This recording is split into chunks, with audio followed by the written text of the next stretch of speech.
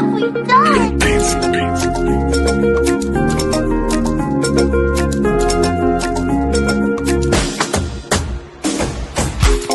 Cuisine Yannick TV Ndema.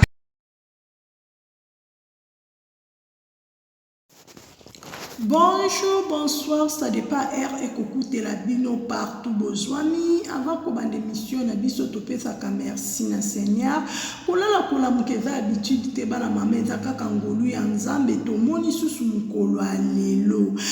to moni mukolo alelo ezaka ngolu bande konangai to cuisine Yannick TV na bino azala ka banque te j'espère bozo mona miniature wana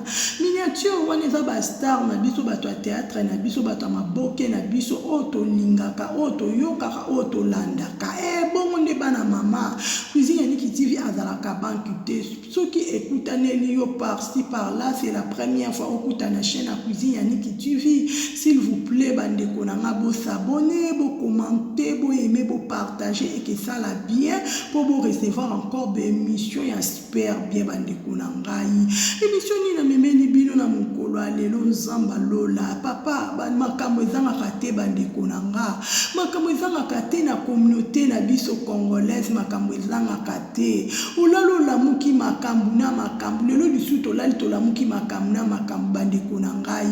kokende ya exil peshanga na kati ya Nigeria est-ce que ça problème ya sila eza problème ya sila te sila bisalo na exil peshanga bazabi nemite boyokanga bien bazabi nemite troki kokabola kabango te bazabana papa moko bazabi nemite sila bisalo azosala musala na ye exil peshanga pe azosala musala na ye to boyi comparaison to boyi ba distraction bolibo bando distrait biso toza na besoin tozo consommer film na biso bandeko na ngai o mpepe nini peuple congolais kokende ya exil peshanga na Nigeria eza bien exil peshanga azwaki invitation te azwaki visa alobi ake tournage yongo bomoni exil peshanga azosala tournage na bato ya Nigeria le gosse eza bien pour na communauté na biso pour na pays na biso RDC eza bien. Si la bisal akendaka Nigeria comme invité parce que invitaka si la bisal pas assez olangi invitaka si la bisal na Linda Coach na Aisha Kok bazaki invité na Nigeria bakendaka tournage te mami c'est moko pa lobakango alobi na ke tournage te na kendaki comme invité bandeko na ngai congolais to comprendra français to bien lingala te parce que to kamwa makambo ezolika kokenda si exil peshanga nga cuisine Yannick TV na bino na mona ngo mabete na mona ke za bien akosala musala na ye parce que mama pa bota bana mona liboso mona mibale mutu azara na grâce ni mutu azana ba talent na mutu azana ba projet na ye ba projet asila bisalu ya exil peshanga eza moko te même ba mapasa bazara na idée moko te mutu na mutu azala na idée na ye bandeko na ngai si la bisalu na exil toki ko kabola bango te ko banda lelo ti mukile kufa to kabola ka bango te ba uti musika ba paye ba prix pour lelo ba koma boye ba paye ba prix bandeko na ngai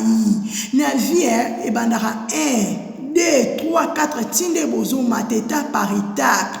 lelo si la bisalu azana kana ye na kwena ye azosala musala na ye exil peshanga pe azana kwena ye azosala musala na ye ekizala pe bien lelo si la bisalu pe ndenga azana ko benga pe bekam Mobutu exil nana besoin ya 10 000 euros mo boye wana exil pas bien si la bisalu nana besoin 20 000 euros mo boye wana zarande bongo union fait la force toki kolinga bazala mesure moko te bino bato akini bo comprendre raté bato théâtre na biso ngo boza mutema mabe bolingi bino nyoto bozala kaka même taille bolingi kaka muta progresser te bo vanda ka esika moko njoka ndena sa moyo yo na vie fo bozala na vision fo bomona ka lobby na vie mutu emoko amisalaka na vie mutu emoko amilukaka soko vandika ko binde na lamuki na tongo na vanda lipe yo kutanga okosi ezala lisulte fo bima fo ko luka lipana ndeko na nga esala vraiment passe na mawa bon discussion discute problème oyo bozocreye bino na bino bato ya théâtre esala bien te. Nalingi natuna bandeko na nga ya mibali ya basi bolingaka sila ata asala bino nini? Est-ce que sila aza ennemi na bino? Est-ce que bozalaka na baéquipe na bino bozalaki na bagroupe na bino ya théâtre? Sila azala non na groupe te bobandaki kobengisa sila par-ci par-là azalaki toujours bien na bino. Mabe nini sila asala bino kaka ndenge sila asali kaka groupe na ye ya SB yango ekomo créer baproblème. Sila bisalo na sa moi akoki komivanda calme te, na sa moi oyo sila bisalo akoki kovanda kimia te, yango ezalaka nini? Aza mwana batu, aza na bafamille, aza na bandeko, aza na bafaine, toza pe na posa na ye. Ezalaka nini bandeko na ngai ki mutema mabe futaka te? Ki mutema mabe futaka te se pe na lipambola muninga. Lobi soki ezalaki yo lelo eza sila. Lobi kozala msusi la te lobi ezala msu mutu mususu bandeko na ngai na mukilo mutayo otika mutazate mutu nyonso na sa moyo aza na besoin ya droit à vie mutu nyonso aza na besoin ko vivre ndenge alingi bandeko na ngai ki mutema mabe futaka te mutu na mutavai na kwena oluka na osala nini ozongisa nini bandeko na ngai tozalaka ki mutema mabe boye te bana mibali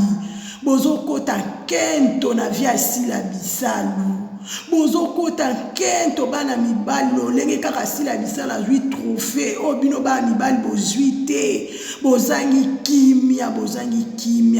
epoko sila bisalu banda théâtre est-ce que bino bozalaki bolina bando tanga bakombo na bino po toyebi bino bana mibali bokoma lokola basi bakomi lokola mibali na monde ya théâtre songi ya makasi bandeko na ngai toyebi bino o balingaka sila te toyebi bino moni sila bisalu akolongola 15 minutes te 15 minutes ana ekotikala parce que wana o sila bisalu ye moko akreya mutu nyoto na chaîne ye asalaka o alingi wana eza chaîne ya sila bisalu eza équipe ya sila bisalu bekame FB o continue kaka bongo bino bozo swa ba minu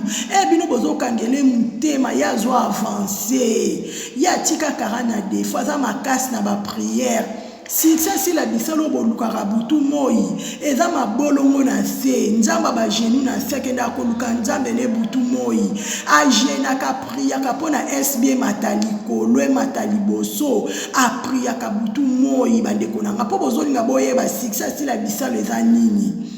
succès la bisalo eza prière akangama na nzamba solo akangama na nzamba bomoi nzambo atondisa na sagesse na intelligence na discernement bandeko na ngai ezaka nini mwana bato azangi kimia sila bisalo lobaka te babiso cuisine ya Nick TV photo loba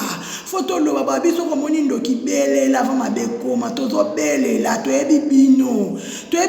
bana mibalo bolingaka sila bisalo te toyebi bino bana baso bolingaka sila bisalu te toza ko averti bino par-ci par-là bisika nyoto bozali bandeko na ngai bo changer botika mutema mabe futaka te toyebi bino toyebi na bakombo na bino toyebi bino oto sala émission pona ko avertir bino pona ko ebisa bino botika mabe futaka te yango bozo bloquer ba vie na bino yango bozo bloquer makambo na bino rien ne marche parce que boza mitema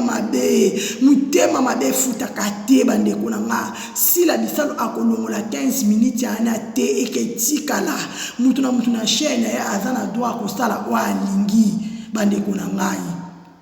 ezalaka nini mutu soki ake konjue na kati ya FB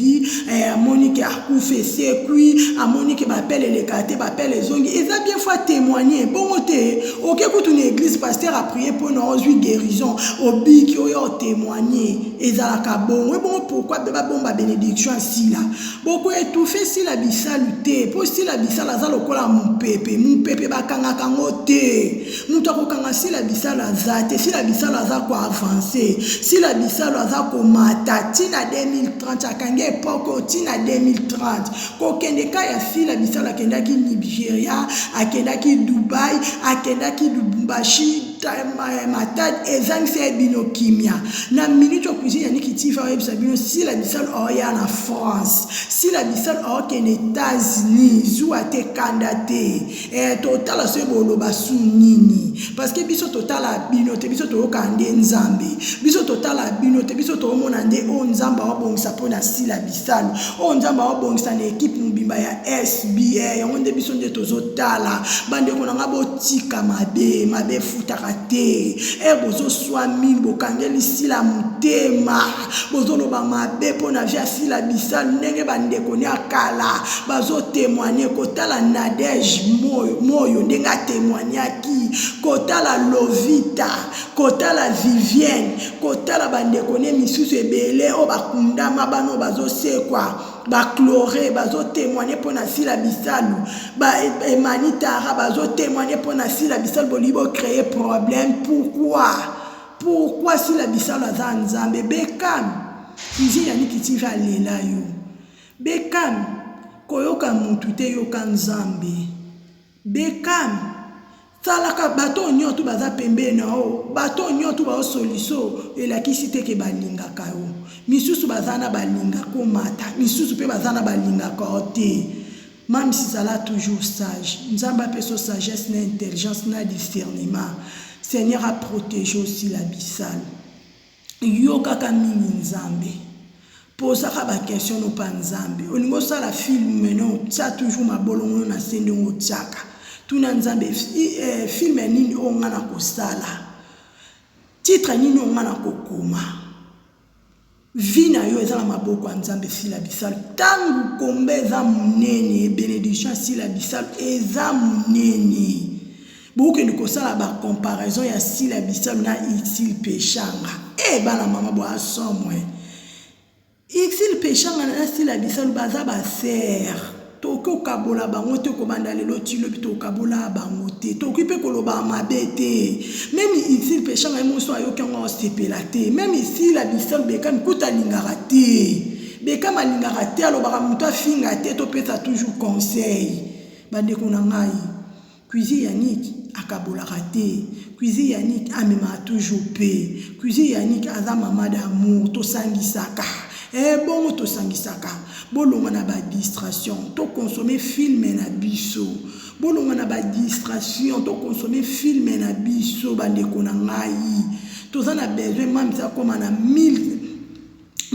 abonnés tozana besoin ba film na biso mata ba 200 mata likolo sala biso bien olingaka sila bisalo officiel fongola ba bord commenter, aimer, partager, que ça la biobéti si la bisal officiel l'année badel tissu.